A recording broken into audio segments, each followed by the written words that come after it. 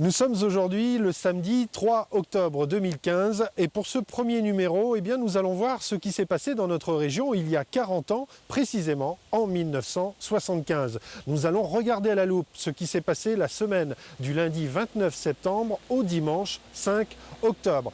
Et à cette époque lointaine que les moins de 20 ans ne peuvent pas connaître, la télévision régionale nous parle de la grêle qui a causé des dégâts dans des vignobles en Touraine, de vandalisme à la cathédrale d'Orléans et de Giscard qui habite à Auton dans le département du Loir-et-Cher. C'est pour ça qu'on est là d'ailleurs. Le journal de la semaine, ça commence juste après ça. Téléspectateurs du Centre, bonsoir.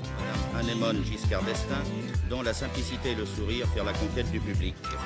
La première dame de France s'est intéressée aux différentes productions.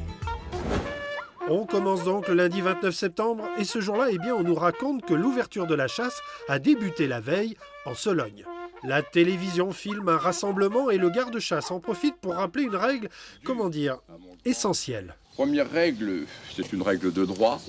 Je n'exigerai peut-être pas la présentation du permis de chasse. Mais si quelqu'un ne l'avait pas ce matin, j'avoue que je préférerais le savoir. Il faut avoir son permis, c'est une donnée importante. Et oui, pour chasser, il faut un permis. Remarquez, c'est mieux comme ça, et c'est toujours pareil en 2015.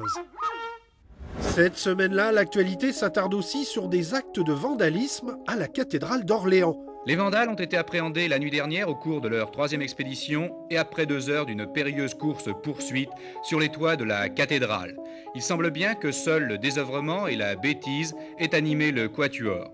En effet, les jeunes gens n'ont fait aucune difficulté pour révéler l'endroit où ils avaient caché les différents objets d'art disparus de la cathédrale. Comment procédaient-ils pour entrer dans la cathédrale ? Je suppose qu'ils utilisaient des échafaudages existants et qu'ils montaient par les hauteurs de la cathédrale. Quelles sont les mesures de sécurité dans cette cathédrale ? Les mesures de sécurité sont surtout que tout est fermé et très bien fermé. La preuve, en effet. Et dire que les voies du Seigneur sont impénétrables. Heureusement, les objets volés ont donc été retrouvés. Tout est bien, qui finit bien. Le 1er octobre en Touraine, là aussi, il y a des dégâts.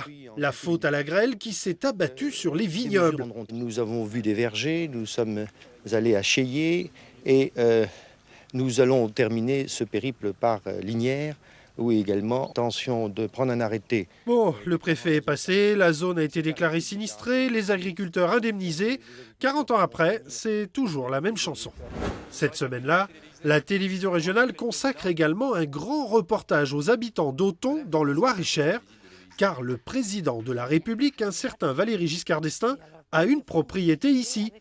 Et cette année-là, les habitants de la commune ont été reçus à l'Élysée. Vous avez pu parler avec le président ? Oui, très librement. Quels sont les problèmes que vous avez pu évoquer ? Écoutez, c'était une visite de courtoisie. Quand nous avons pris le vin d'honneur ensemble, m'a demandé un petit mot sur les chaussures. Il a fallu que je vienne à Auton pour pouvoir visiter l'Élysée. Parce que lorsque j'habitais Paris, je tournais tout autour, j'allais devant, derrière. J'essayais de voir ce qui se passait vraiment. J'y ai donné des fois une poignée de main, mais avant qu'il soit président. Et pour parler de Valéry Giscard d'Estaing, on rejoint Dominique Horry. Bonjour madame. Bonjour. Vous êtes conseillère municipale ici depuis bientôt 20 ans, maire d'Auton depuis 2008. Auton, 685 habitants, avec une famille pas comme les autres. Tout à fait, la famille Giscard d'Estaing qui habite le château de l'Étoile. Monsieur Giscard d'Estaing ayant épousé Anémone de Brantes, dont la famille résidait au château du Frêne. On l'a vu à l'instant dans les images d'archives, les habitants d'Auton sont reçus à l'Élysée en 1975. Est-ce que c'est une opération qui a été renouvelée par la suite ? Effectivement, nous avons retrouvé des images et des photos qui montrent que certains habitants d'Auton sont retournés au palais de l'Élysée, notamment en 1979. On a retrouvé des images où on voit la famille Giscard d'Estaing très présente sur le secteur, notamment en 1974. Anémone Giscard d'Estaing inaugure le comice agricole. Ce comice agricole me paraît une grande réussite. Il y a là une exposition d'animaux très remarquable. Et puis on voit le couple présidentiel ensuite participer à la messe de minuit. Est-ce qu'en 2015, le couple présidentiel est toujours autant présent ? Alors, les messes sont beaucoup moins importantes sur la commune, mais ils sont présents si la messe se déroule à Auton et ils se rendent régulièrement aussi aux messes qui se déroulent à Montoire, tout près de chez nous. Merci infiniment, Dominique Merci Houry. de votre visite.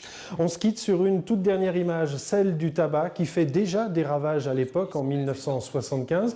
Pour arrêter, pas de patch, encore moins de cigarettes électroniques. En revanche, il existait une formule, le plan de 5 jours, une thérapie collective inaugurée en Californie en 1959 et qui donnait parfois de bons résultats.